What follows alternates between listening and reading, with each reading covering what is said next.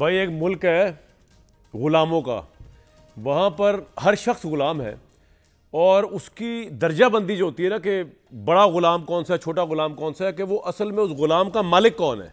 तो जिस ग़ुलाम का जितना बड़ा मालिक है वो उतना ही रिस्पेक्टेबल ग़ुलाम है उस मुल्क के अंदर। और उस मुल्क में जो ग़ुलामी की ज़ंजीरें तोड़ने निकले वो भी जाली थे, इनकलाबी लीडर। तो कोई किसी जेल में पड़ा हुआ है, कोई किसी जेल में पड़ा हुआ है, कहीं पड़ा हुआ है। अब आते हैं पाकिस्तान पे। 9 मई का ने मुझे बहुत तकलीफ दी ज़ाती तौर पे, जो अफवाज पाकिस्तान के साथ जज्बाती रिश्ता है। लेकिन जो ये तो तकलीफ़ अपनी जगह पे है, लेकिन जो सबसे ज़्यादा तकलीफ़ हुई है ना मुझे, कि जिस तरह नून लीग ने एडवांटेज लिया इसका पॉलिटिकल। मैं ये नहीं कह रहा कि नून लीग ने कराया 9 मई, लेकिन नून लीग ने जिस तरह का एडवांटेज लिया है, ठीक है, इमरान खान जो डिज़र्व करता था वो उनको मिल रहा है, उनको भाई साहब को, जो उन्होंने ज़्यादती की, ज़ेन साजी की, इदारों पर अटैक किया। लेकिन जो तकलीफ़ है ना, वो सारा पॉलिटिकल जो बेनिफिट लिया इदारों से, इधर से उधर से, वो लिया नून लीग ने। वरना जो इनकी गवर्नमेंट थी और जो इनकी पोजीशन थी, इनका तो सियासी तौर पे कोई नाम लेवा नहीं होना था इस वक्त इस इलेक्शन के अंदर। और अभी ग्राउंड के अंदर सिचुएशन जो हमें पता है वो कुछ और है। और जिस तरह के ये जाली सर्वे आई जा रहे हैं, मैन्युफैक्चर्ड, उससे एक हवा बनाई जा रही है बादिउल नज़र में कि नून लीग एकदम, सवाल ये कि नून लीग किस तरह पॉपुलर हो गई एकदम। मतलब ऐसा ग्राउंड पे क्या किया जो लास्ट परफॉर्मेंस जिसके ऊपर इनकी ऐसी तैसी हो रही है, जिसमें मुंह दिखाने के लायक नहीं है पीएमएलएन की लीडरशिप, वो है पीडीएम की गवर्नमेंट, जिसमें ये बाहर नहीं निकल सकते। जो इनकी कॉर्नर मीटिंग्स हो रही है, उनका हाल अहवाल क्या बताऊं मैं, 2-3 जलसे छोड़ के। तो ये सर्वेज आ रहे हैं कि जी वो पॉपुलर तरीन होगी। तो अगर ये इलेक्शन मैन्युफैक्चर्ड हो गया, जो कि बहुत से लोग जैसे शाहिद खाकान अब्बासी हो गए और इस तरह के लाखों लोग होंगे समझते हैं कि ये इलेक्शन सिर्फ इस मुल्क को इंतशार की तरफ लेके जाएगा, क्योंकि आज जो आबो हवा है वो इमरान खान के ख़िलाफ़ है, नवाज शरीफ के हक़ में है। कल अगर इमरान खान के हक़ में होगी, वो बाहर आकर सबसे पहले उसे इलेक्शन चैलेंज कर देना है। उसने कहना है कि भाई कौन सा इलेक्शन जिसमें पाकिस्तान तहरीक इंसाफ शामिल ही नहीं थी, मुल्क की सबसे बड़ी पार्टी बकौल उनके।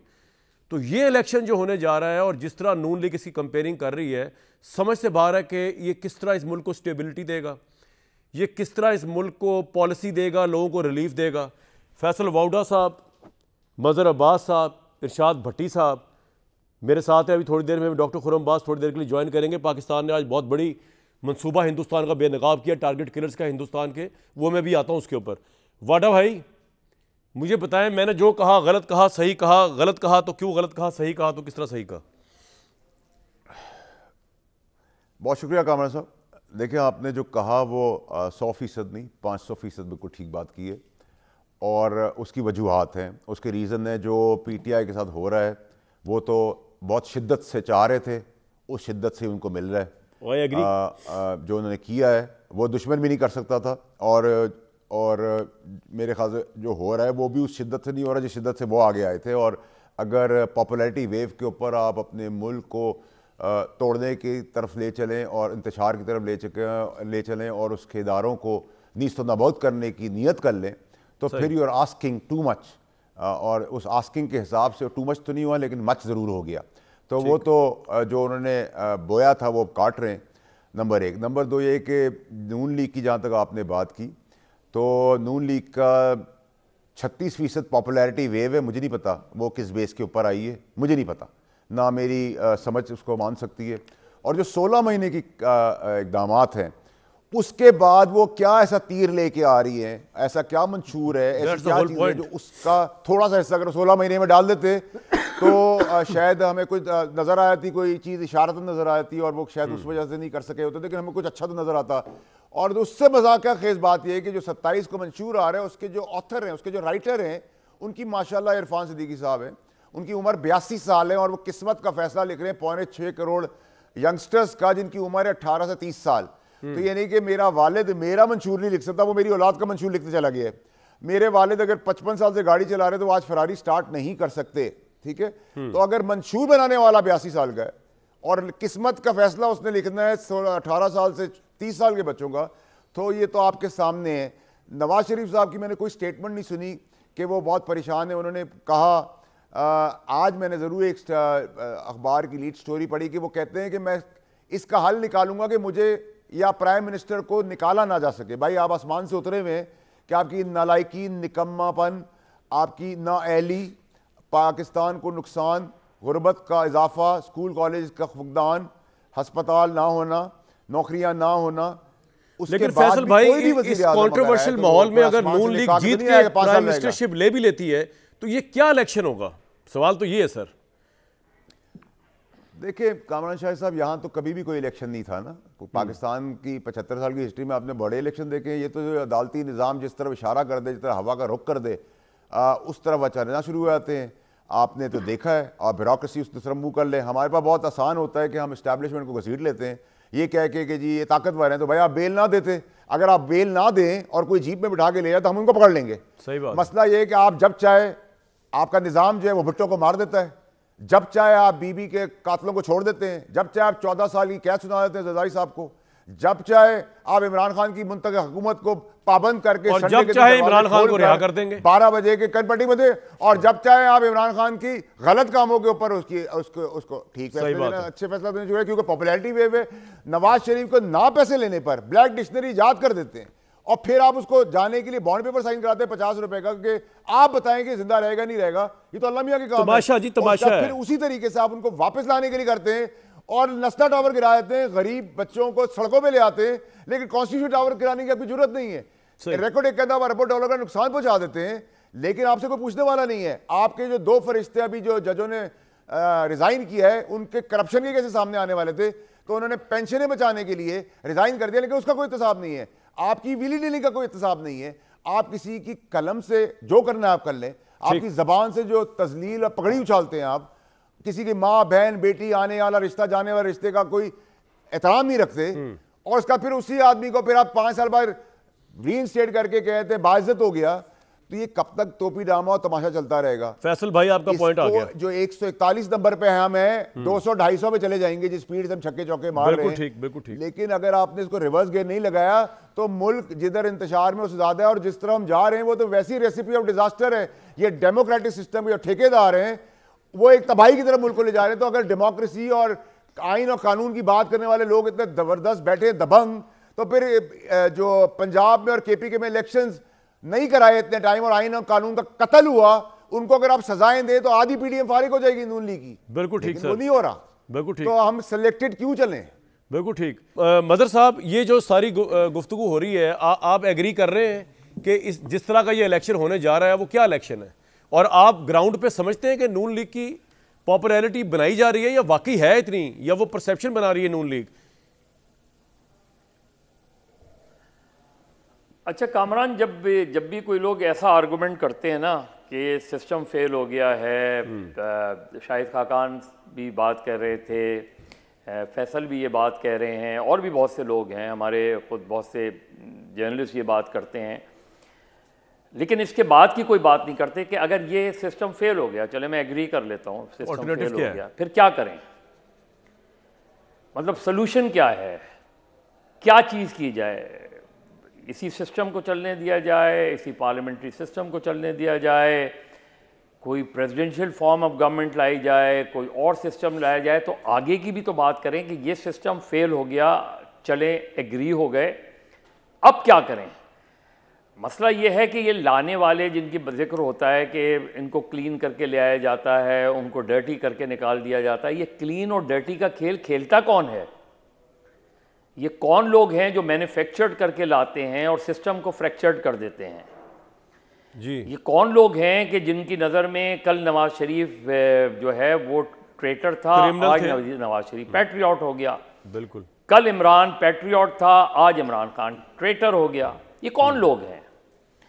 ये कौन लोग हैं कि जिनको जिस वक्त यकायक कोर्ट एक्टिव हो जाती है और फिर जब मामला सेटल हो जाते हैं तो वही सारे केस फाइलें जो हैं वो फाइल्ड हो जाती हैं और फिर यकायक सालों पुराने केसेस रीओपन कर लिए जाते हैं। तो जब तक हम इस एनालिसिस पे नहीं पहुंचेंगे कि जी ठीक है, और यही बात मैंने आज भी अपने उसमें भी की कि शाहिद खाकान साहब ये भी तो बताएं, पिछले 9 इलेक्शंस में से कम 7 या 8 इलेक्शंस का तो वो हिस्सा रहे हैं। Sir forget about Shahid Khaqan Abbasi ना, मैं तो आपसे कह रहा हूं कि जिस तरह नून लीग की पॉपुलैरिटी मैन्युफैक्चर्ड हो रही है या नून लीग को जिस तरह मैदान मिला है, ये इस इलेक्शन को किस तरह देखा जाएगा जब इलेक्शन होने के बाद? कामरान, हम ये कैसे कह सकते हैं जब तक इलेक्शन नहीं हो जाता, हम ये कैसे कह सकते हैं कि किसका पॉपुलैरिटी ग्राफ कितना है? I don't believe in surveys, I believe in reality. जब हकीकत हमें सामने आएगी, एक पार्टी को तो आपने बिल्कुल आउट कर दिया, उसको तकरीबन आउस्ट कर दिया, उसके आज़ाद उम्मीदवार भी आज़ाद नहीं हैं, उसके आज़ाद उम्मीदवारों को भी मसला है, तो वो पार्टी तो आपने आउट कर दी ना, प्रैक्टिकली सिस्टम से ही आउट कर दिया आपने उस पार्टी को। अब उसमें उसका कसूर है, किसका कसूर है, लेकिन ग्राउंड रियलिटी क्या है? ग्राउंड रियलिटी ये है कि पीटीआई एज ए पीटीआई अपने इलेक्शन में नहीं है, उसके जो भी हैं वो आज़ाद उम्मीदवार हैं। अब पीएमएलएन और पीपल्स पार्टी है, एक तरफ शेर है, एक तरफ तीर है, बाकी तरफ जो है कलर बॉक्स है। ठीक, प्रॉब्लम यह है कि सिस्टम, इलेक्शन सिस्टम तो आपका जाहिर है इस वक्त टू पार्टी सिस्टम पे हम वापस चले गए हैं। हमने थर्ड पार्टी को प्रैक्टिकली जो है सिस्टम से बाहर कर दिया है। बिल्कुल ठीक सर। अब इन दो पार्टियों में एक मुकाबला है, लेकिन मैं ये कह रहा हूं, ठीक है सर, आपका पॉइंट आ गया, ये फेक टू पार्टी सिस्टम है, ये फेक टू पार्टी सिस्टम है, ग्राउंड पे टू पार्टी नहीं है, मेरा ये मानना था। अगर मैं इस पे बात को आगे बढ़ाऊं, यही तो मैं आपसे कह रहा हूं, तो इसका एनालिसिस तो करें। अगर ये सिस्टम, यही करने की कोशिश कर रहा हूं जितना कर सकता हूं। कौन सा सिस्टम लाया जाए? कोई जब ये जो लोग इन पर तनकीद करते हैं इस सिस्टम पे, अच्छा एक बस भट्टी साहब, सिस्टम को किस तरह बेहतर सर आपका पॉइंट आ गया। भट्टी साहब, अब आपकी राय, जो मैंने सवाल किया था, और उनको जरा ले आए बीच में, जनाब डॉक्टर खुर्रमबाज साहब को थोड़ी देर के लिए हमने उनसे बात करनी है, उसके बाद। जी भट्टी साहब, ये इलेक्शन होने जा रहा है, इतनी पॉपुलर जमात हो गई, 9 मई का एडवांटेज पीएमएलएन ले गई, यही इस तरह देखा जाएगा? ये इलेक्शन किस तरह लिखा जाएगा तारीख में? भाईजान, पहली बात तो ये है कि 9 मई जो हुआ शर्मनाक हुआ, और जो 9 मई का वाले दिन जिस तरह का जो कुछ भी एक्ट हुआ वो शर्मनाक हुआ जी। लेकिन उससे बड़ी शर्मनाक होने की बात यह है कि 9 मई का फायदा किसको पहुंच रहा है? वो पहुंच रहा है जनाब मियां मोहम्मद नवाज शरीफ और मुस्लिम लीग नून को। क्यों पहुंच रहा है इनको फायदा? क्यों? यानी उनको फायदा पहुंच रहा है 9 मई का, जो कहते थे फौज को खड़े होकर के कौन सी जंग जीती है तुमने, उनको फायदा पहुंच रहा है 9 मई का, जो कहते होते थे कि ये फौज जिसने हमारी हड्डियों से गूदा निकाल लिया है। उनको फायदा हो रहा है मुस्लिम लीग नून वालों को 9 मई का, जो लेकिन जो नारे मरवाते फायदा तो हो रहा है ना, अब क्या किया जाए? फायदा हो रहा है, अब मुझे ये बताइए, इस फायदे के नतीजे में जो इलेक्शन हो रहा है उसकी क्या वैल्यू है? ये जो नहीं, सुन लेना भाई, मेरी बात, मैं आ रहा हूं उसी पे। ये जो दहशतगर्दी है, इसके पीछे वर्दी है, ये नारे मरवाते थे, और जिन्होंने हर आर्मी चीफ और हर फौज से लड़ाई लड़ी और अपने फायदे के लिए, और जब वक्त आया तो पतली गली से निकल गए। अब फायदा क्यों हो रहा है? इसलिए भाईजान के आप देखें, ये शुरू से ही, ये जब से 3 रुकनी फायज ईसा काजी साहब के बेंच ने बल्ला वापस लिया है, ये इलेक्शन 2024 नहीं रहा, ये सिलेक्शन 2024 हो गया है। और आप देखें जिस तरह नवाज शरीफ साहब की पहले से ही वो बता रहे थे कि हमारी रिस्क फ्री वापसी हो गई है, गारंटियों भरी वापसी हो गई है। उसके बाद जिस तरह भोंडे और मज का अंदाज में रिलीफ अदालतों से जिस तरह बल्ला वापस लिया, और जिस तरह अब गैलप आ गया एक जाली सर्वे, एक वो ब्लूमबर्ग का जाली सर्वे, गुब्बारे में हवा भरना, एक ज़मीन और ग्राउंड हमवार करना, कि ये बड़े मकबूल हो गए, घर बैठे बिठाए डील करके मकबूल हो गए, 16 महीने की बदतरीन परफॉर्मेंस देकर मकबूल हो गए, रिस्क भरी वापसी देकर मकबूल हो रहे, गारंटियों भरी वापसी देकर मकबूल हो गए, और दूसरे जो जेलों हवालातों में है वो अनपॉपुलर होते जा रहे हैं, ये घर में बैठे बिठाए मकबूल हो रहे हैं। ये सारा कुछ जालीपन है, ये सब जालीपन है। तो भट्टी साहब, फिर अगर कल आबो हवा इमरान खान के हक में हो गई तो वो तो इलेक्शन चैलेंज कर देगा बाहर आके। अडयाला जेल में आप गए, आज अडयाला जेल में मिला तो इमरान खान से। अच्छा, 4 घंटे वहां रहा। वहां पहले इंसदादे दहशतगर्दी की अदालत थी, फिर उसके बाद साइफर की थी, फिर तोशा खाना, फिर अल कादर ट्रस्ट। तो वो हंस रहा था इमरान खान इन वो कहता था कि ये जो सर्टिफाइड अरबों रुपए के मनी लॉन्ड्रर और चोर हैं, उनको धुल के फिर आपने सामने कर दिया। और क्या लोग इन जलसियों में आ रहे हैं? क्या लोग मानेंगे? नहीं, इमरान खान से आपने ये नहीं पूछा मुलाकात में कि भाई अब आपको चैन आ गया, जब समझाया करते थे कि आप गलत कर रहे हैं, पाकिस्तान के इदारों से लड़ रहे हैं, उनको तमगे दे रहे हैं गद्दारी के, ये आपने सवाल किया उनसे, इमरान साहब से? जी बिल्कुल। तो क्या जवाब था भाई साहब का? बहुत सारे सवाल बताए ना यार भट्टी साहब, बताए ना। जैसे उनको मैंने उनको जैसे कहा कि भाईजान आप क्या समझते नहीं है कि कौमी असम्बली से निकलना, सूबाई हुकूमतें तोड़ना और फौज से लड़ाइयाँ लड़ना ये आपकी गलती थी।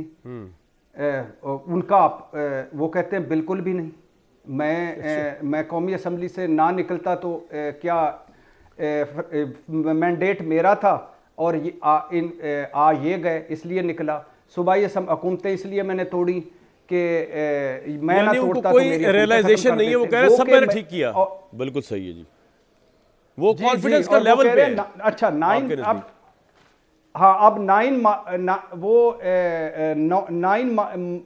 मई को मैंने कहा 9 मई आपके बयानिए के नतीजा है जो आपने मीर जाफर मीर सादक चलाया और इसके बाद जो यहां तक पहुंचे उस बयानिए का नतीजा। वो कहते हैं नहीं 9 मई फॉल्स फ्लैग ऑपरेशन है, सीसीटीवी फुटेज लाई जाए, उसके मुताबिक आजादाना इंक्वायरी कराई वो भी हो जाएगी और फिर उसके जो सर वो भी हो और फिर उसके और फिर इसके इस तरह। लेकिन वो और इसके अलावा भी बड़ी ढेर सारी मैंने कहा गलती आपने कोई आप पार्टी आपकी 4 टुकड़ों में बल्ला अब नहीं रहा, आप फिर भी कह रहे हैं कि मैं सरप्राइज दूंगा। वो कहते हैं 8 फरवरी को पूरी कौम निकलेगी और मैं जीत जाऊंगा।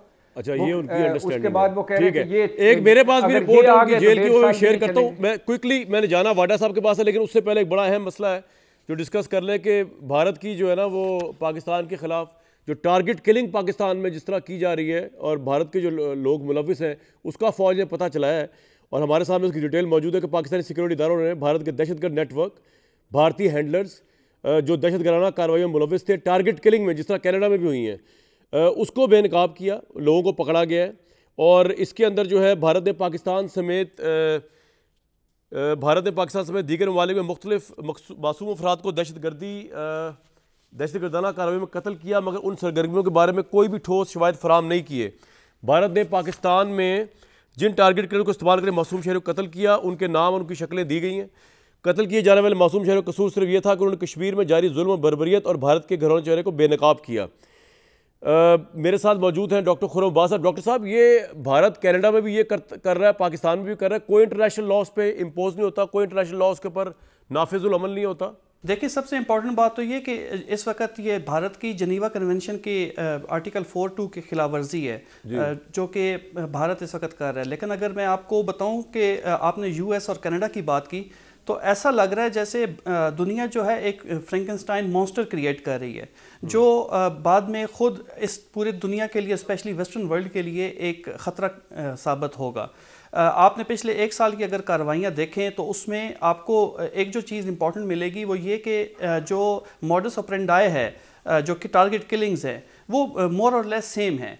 दूसरी तरफ आप देखें तो जो पाकिस्तान ने आज जो नेटवर्क ये बस्ट किया है, इसमें आपको नज़र आएगा कि जो रिक्रूटमेंट है, रिक्रूटमेंट के बाद जितनी हर चीज़ को कंपार्टमेंटलाइजेशन के हवाले से किया गया है, जिसमें रिक्रूटमेंट है, उसके बाद हायरिंग है, स्काउटिंग है, उसके अलावा वेपन ख़रीदना और फिर उसके बाद अल्टीमेटली उसकी एग्जीक्यूशन करना। इवन जो थर्ड कंट्री है उसको यूज़ किया गया है मोनेटाइजेशन के लिए। तो आपको एक बड़ा सोफिस्टिकेटेड नेटवर्क मिलेगा। यहाँ पे मैं आपको एक और इम्पॉर्टेंट बात बताना चाहूँगा कि जो हैंडलर्स हैं पाकिस्तान के अंदर, उनकी जो हायरिंग हुई है वो सोशल मीडिया के थ्रू हुई है। अच्छा। तो ये एक बहुत बड़ा अलार्मिंग एक साइन है पाकिस्तान के लिए कि सोशल मीडिया के थ्रू उन नौजवानों को कांटेक्ट किया गया और उनको फिर हायर किया गया और मोनेटाइज, और ये पाकिस्तानी नेशनल जो है वो हायर्ड हुए, आप ये कह रहे हैं?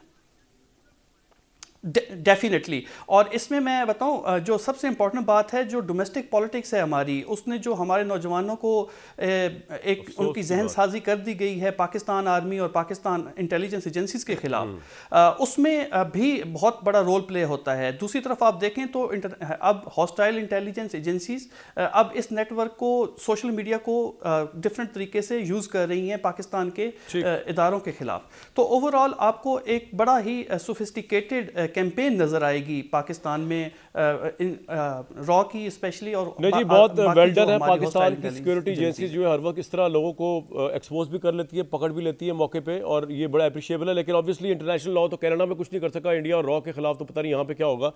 डॉक्टर खुर्रम अब्बास साहब बहुत शुक्रिया हमारे साथ मौजूद थे, इस पर रिपोर्ट हम करते रहेंगे। फैसल वाडा साहब, इलेक्शन आपने माशाल्लाह जो ज़बान इस्तेमाल की वही पूरा हुआ। आपने कहा इंतखाबी निशान नहीं होगा, पाकिस्तान तहरीक इंसाफ वालों का बैलेट पे होगा ही नहीं, बल्ला वो ऐसे ही हुआ। अब मुझे ये बताइए सर, पंजाब में या कौमी असम्बली की जो नशिस्तें आने वाली हैं, आपकी क्या राय है फैसल भाई? ये हंग पार्लियामेंट होगी या खिचड़ी होगी या PMLN की सादा अक्सरियत होगी इसके अंदर? Your take. देखिए कामरान साहब, अगर तो आपने ये 6-7 महीने का तमाशा करना है तो फिर MQM बाप IPP सब मिला मिलू के 6-7 महीने के लिए अगर करना है तो फिर तो एक छोटी धागे से ही पतली गवर्नमेंट बना के दे दी जाएगी, नवाज शरीफ साहब ले लेंगे। लेकिन अगर आपने इसको बहुत मुजाती तौर पे अल्लाह का रहम हो जाए और मुजाती तौर पे आप सीरियस हैं और 2-2.25 साल चलानी है, तो इसमें आपको फिर जरदारी साहब का रोल नज़र आएगा। और उस रोल के बगैर ये 2-2.25 साल जो मैं मैक्सिमम टाइमलाइन बता रहा हूँ, प्लस माइनस महीना 2 महीना हो सकता है, या इसको इस तरह कह लेंगे 5 साल ना। फैसल भाई, कराची की जो 22 सीटें हैं नेशनल असेंबली की, आप क्योंकि वहाँ से ज़्यादा समझते हैं, ग्राउंड में कौन पॉपुलर है वहाँ, किस तरह वो डिवीजन होगी उसकी आपके ख्याल में? कराची का बताएं थोड़ा। देखिए कामरान साहब, आप वैसे हैं तो बड़े नोटी कैरेक्टर और एंकर और दोस्त भी मेरे। मसला ये है कि सर इस मुल्क के अंदर ग्राउंड पे तो जो नहीं होता वो ग्राउंड पे नज़र आ रहा होता, जो ग्राउंड पे होता है वो नज़र नहीं आ रहा होता, जो दिख रहा होता है वो बिक नहीं रहा होता, जो बिक रहा होता है वो दिख नहीं रहा होता। जो कल सफ़ेद जिसको कह रहे थे उसको आज काला कह रहे हैं और कल इसी काले को फिर सफ़ेद कहेंगे। तो ये तो ड्रामेबाजी 75 साल से चल रही है और चलती रहेगी। तो ये एक फ्लॉप फिल्म है जिसके ऊपर बाहर लिखा हुआ है कि हिट मूवी है ये, इसमें पैसे बटोरते जाएँ, आगे चलते जाएँ। तो अगर ये PDM 2 बन गई तो 2-2.5 साल खींच जाएगी, PDM 2 नहीं बनी तो फिर ये 6-7 महीने का प्रोसीजर है। और क्या आज आप करने जा रहे हैं पाकिस्तान के साथ, जो 16 महीने में आप कुछ तो झलक दिखा रहे थे। मियाँ साहब कह रहे थे कि एक तो उनकी बेटी ने आज कहा है कि हम भागने वाले नहीं हैं, तो भाई आप तो रहने वाले भी यहाँ नहीं हैं। यहाँ तो जैसी आपकी बारी आती है, आपकी बीमारी उसके साथ आ जाती है, इक़्तिदार ख़त्म हो गया, आप एक्सपोर्ट हो जाते हैं वापस अपने मुल्क के अंदर, जो बैरून मुल्क होता है आपका, और आपको सर्टिफिकेट और स्टैम्प पेपर्स के तहत भिजवा भी दिया जाता है और एक ही रात में ला के बिठा भी दिया जाता है। और वो हमने सागडार साहब को भी देखा, उन्होंने कहा, मियाँ साहब ने, कल मैं उनका देख रहा था फ़ोन पे, उन्होंने कहा हमने आपको मुश्किलात में डाल दिया है कि $275 का हो गया। नहीं सर, $275 का नहीं हुआ, आपके एक्सपर्ट समधी इसाक डार साहब 345 रुपए में छोड़ के गए थे।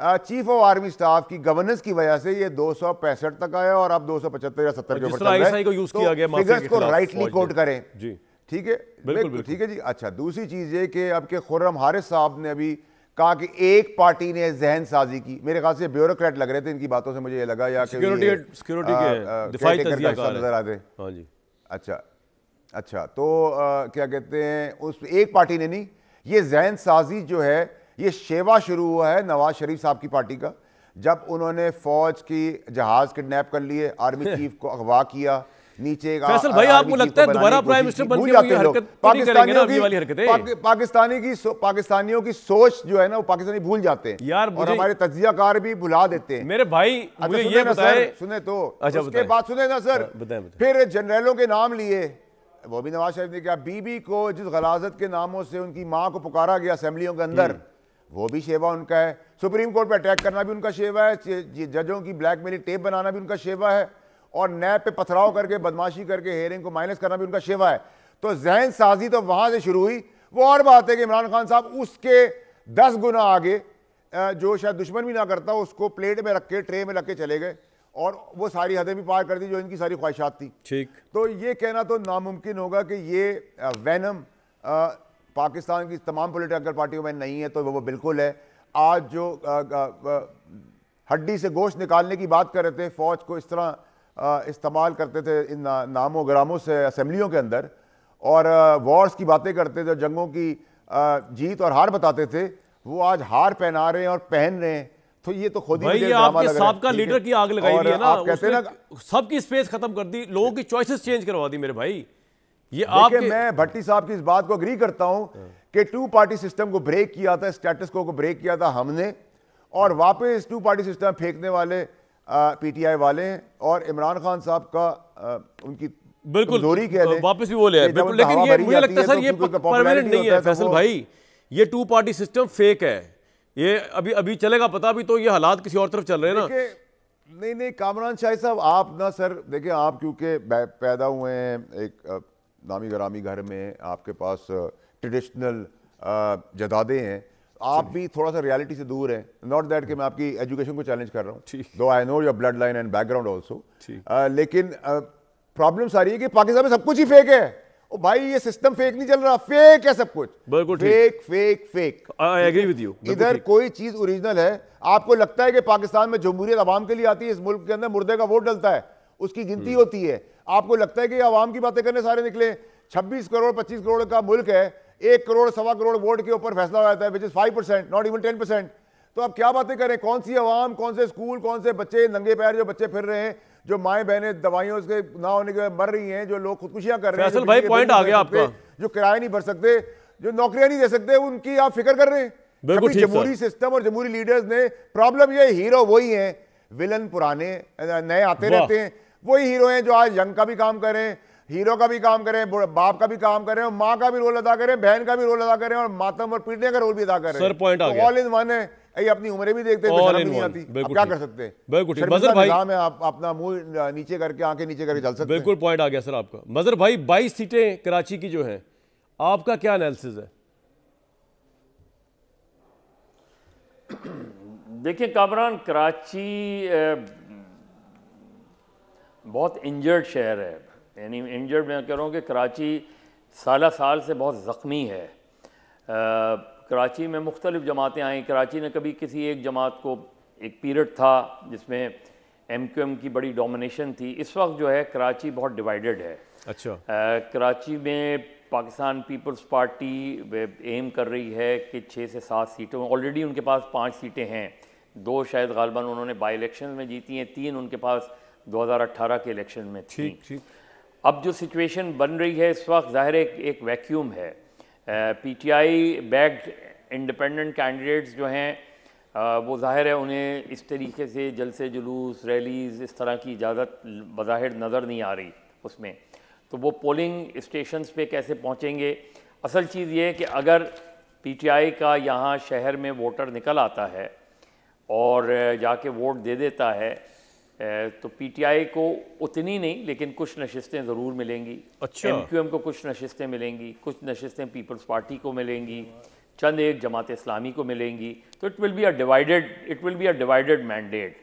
ये जाहिर है, जिस तरह मैंने पहले कहा कि डिफ़िकल्टी होती है, लेकिन जाहिर है अगर खुर्रम शेर ज़मान लड़ रहे हैं तो उनके पास कोई भी इलेक्शन सिंबल है, लेकिन एक एजुकेटेड वोटर को पता है कि खुर्रम शेर ज़मान कौन है, या फॉर दैट मैटर फिरदौस शमीम नकवी कौन है। बिल्कुल ठीक। उन्हें इसी तरह पीपल्स पार्टी, तो जो लड़ रहे हैं, जो कैंडिडेट्स हैं, वो नॉन कैंडिडेट्स हैं, चाहे PTI के हों, पीपल्स पार्टी के हों, जमात इस्लामी के हों या MQM के हों। वो ऐसे कैंडिडेट्स हैं जो एक से ज़्यादा इलेक्शन लड़ चुके हैं, एक से ज़्यादा मरतबा इलेक्शन लड़ चुके हैं। तो इसलिए मुझे, यानी MQM ने रिकवर किया है कराची में, आप ये कह रहे हैं? बिल्कुल। कराची में किसी एक पार्टी के पास 22 सीटें डिवाइडेड होंगी कराची में।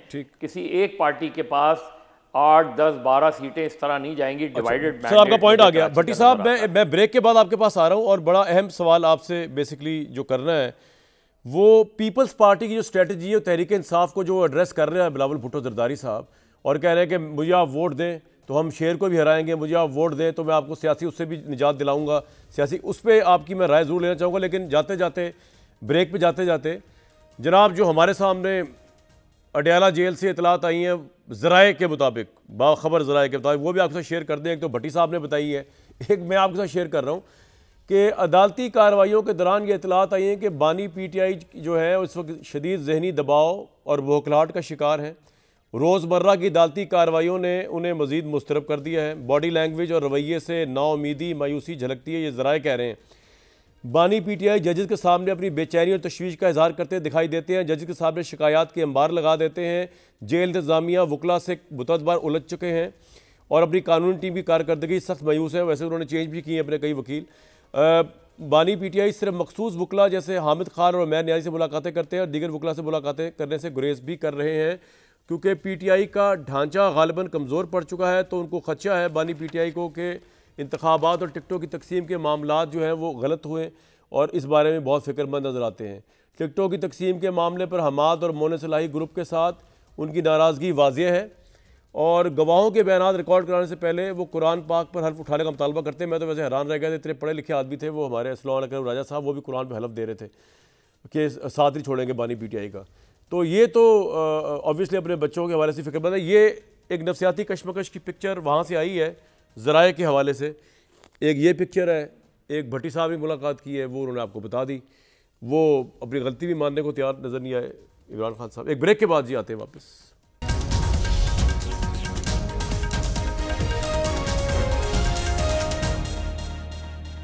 भट्टी साहब, एक तो मुझे लगा कि आपकी जो इमरान खान से मुलाकात हुई ना, इमरान खान को कोई रत्ती बराबर एहसास नहीं है कि उन्होंने क्या ब्लंडर किए, उनको खैर आप छोड़ें। मुझे बताइए बिलावल की स्ट्रेटजी कितनी कामयाब होगी, जो पीटीआई के वर्कर्स को कह रहे हैं कि भाई मुझे वोट दे दें, शेर का मुकाबला करेंगे, आप लोगों को मैं रिहाई दिलवा दूंगा जेलों से। भाईजान, बिलावल को एक लम्हे के लिए साइड पे रखें। आपने जो अभी रिपोर्ट ज़राए के हवाले से बयान की, उस पे मैं 1 मिनट बात करना चाहूँगा कि 150 तो ये ज़हन में रहे कि मैं आज 4 घंटे वहाँ रहा, 175 दिनों से अटक और फिर अडियाला जेल में कैद इमरान खान बाहर से मुकम्मल बाखबर हैं, पहली बात। दूसरी बात, गो के आज वो हशाश बशाश थे, पहले से ज़्यादा फिट थे, वज़न कम किया हुआ था, रहने खाने पीने से मुतमईन थे, और बड़ा उनका एक रूटीन सेट है, सुबह नाश्ता, दोपहर खाना, शाम खाना, वॉक कितने बजे, धूप कितने बजे बैठना है धूप में, एक्सरसाइज कितने बजे, और बाकी फ्रूट कौन, ड्राई फ्रूट कहाँ से, जेल हवालात अल्लाह माफ़ बचाए, लेकिन बड़ा उनका वो सेट था। दूसरा, अब कुछ अरसे से ये मैंने वहाँ पूछा, और जब इमरान खान साहब बैठे हुए भी थे और हम भी पीछे बैठे हुए थे, तो वो मुखालिफ वकीलों पर तंज करना, जज साहब से मुखातब होना, और फॉर एग्ज़ाम्पल कहीं शक पड़ जाए, कैमरा लगा हुआ है, वो बता रहे थे जो रिपोर्टर करते, तो वहाँ खड़े हो जाते हैं और कैमरे से देख के कहते हैं hello I am Imran Khan, how are you, और फिर गुस्से में आ जाते हैं सम टाइम। अच्छा, केसों का दबाव उन पे इतना मुझे नहीं लगा कि अपने हवाले से या कोई केसों के हवाले से या अपनी कोई कैद के हवाले से या अपनी जेल के हवाले से, जितना उनके पास एक और दबाव है वो है पार्टी का, टिकटों का, पार्टी जिस तरह चल रही है, और जो घर का मैं अब वो डिस्कस नहीं करना चाहता, जो ख़ास तौर पर घर का, खातून खाना का जो 3-4 लेटेस्ट चीज़ें हुई उसके हवाले से, और उनको लग रहा है कि सब कुछ मॉनिटर हो रहा है, पार्टी और पार्टी जो बहुत सारे पार्टी उनको ये चल गया पता कि वो इस इलेक्शन से फारिग हो गए अपनी हरकतों की वजह से, कि ये अभी तक रियलाइज नहीं हुआ उनको। ना भाईजान, वो नहीं। अच्छा, और सब कुछ वो कह रहे हैं कि डबल, कुछ पार्टी के डबल गेम कर रहे हैं, और ये सारे करप्ट निज़ाम का हिस्सा हैं, और इलेक्शन कमीशन, ब्यूरोक्रेसी, अदलिया की ज़्यादा तादाद और मीडिया की अक्सरियत ये नवाज शरीफ के साथ है, और मीडिया, हम तो किसी पार्टी के साथ नहीं है भाई, सच नहीं बोल, मीडिया की कोई अक्सरियत नवाज शरीफ साहब के साथ नहीं है, हम तो भाई। हाँ। और एक बड़ा फिक्रा उन्होंने एक तो उनको है कि मैंने उनको पूछा कि पार्टी 4 हिस्सों में, बल्ला नहीं है, आप कॉर्नर मीटिंग कर नहीं सकते, तरीके इंसाफ का पतला हाल है, इसके बावजूद कहते हैं कि 90% मुल्क मेरे साथ है और 8 फरवरी को हम जीतेंगे। मैं हैरान रह गया। और दूसरा, वो बार बार एक फिक्रा कह रहे थे नवाज शरीफ जरदारी का करके कि जो जलसियां कर रहे हैं, ये कंपनी नहीं चलेगी, ये मैक्सिमम साल चलेंगे, 12 महीने चलेंगे, 6 महीने चलेंगे, 8 महीने चलेंगे। और पॉइंट आ गया।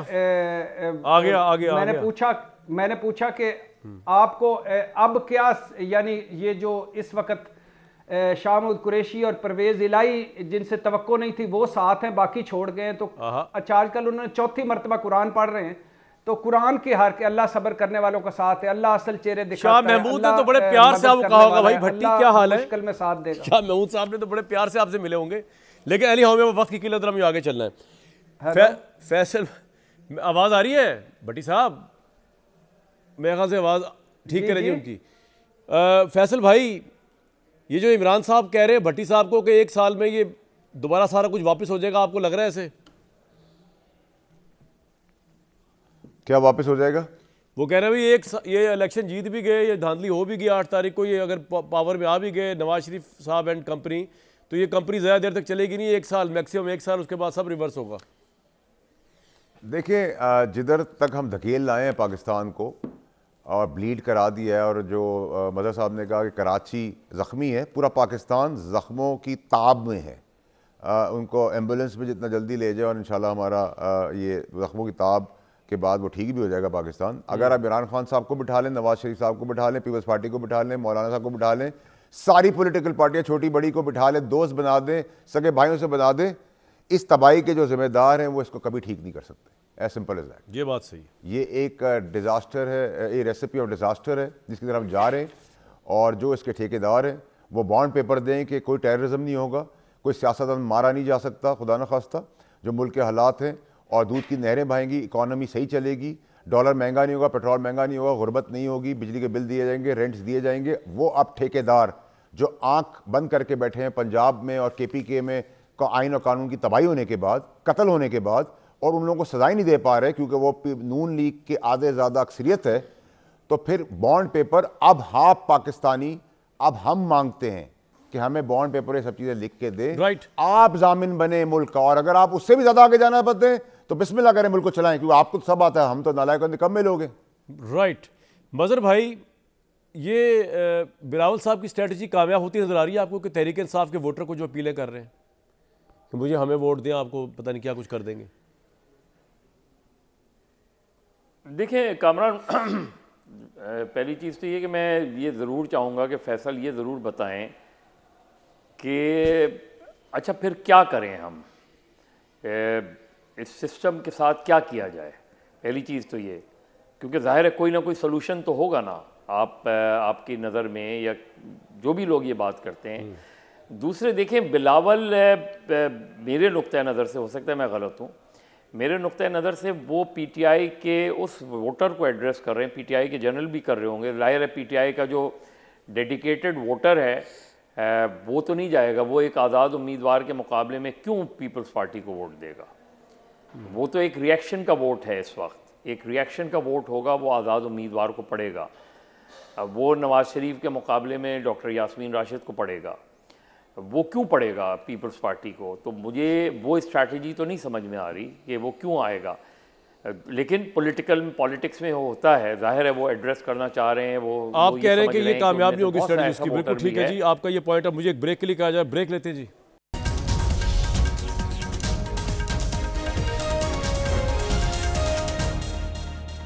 जाते जाते मायूसी के इस दौर में आपको मैं एक होप की स्टोरी भी सुनाता हूँ। हमारे बड़े सीनियर साबिक अटॉर्नी जनरल अशतर औसाफ अली साहब जो है, उनकी बेटी जो कैंसर के मरीज मुब्तला थी, फातिमा, उन्होंने पाकिस्तान जैसी पैट्रियार्कल सोसाइटी के अंदर रहते हुए भी, जहाँ पे ऑब्वियसली हम जानते हैं लड़कियों को उस तरह मौके लेने के लिए, आगे बढ़ने के लिए बहुत स्ट्रगल करनी पड़ती है, उन्होंने पूरी दुनिया पर नाम बनवाया। उन्होंने अमेरिका के 2017 में मशहूर तरीन प्रोग्राम टॉप शेफ़ में रनर अप का अवार्ड जीता। उन्होंने अमेरिका की जेम्स बेयर्ड फाउंडेशन अवार्ड भी जीता। उन्होंने अपनी बिस्तरे मर्ग से she did not give up, और उन्होंने savour chefs hunger for more के नवान से किताब लिखी, जिसको उनकी डेथ के बाद भी जो है इंटेलेक्चुअली इतनी ज़्यादा पजीराई मिली।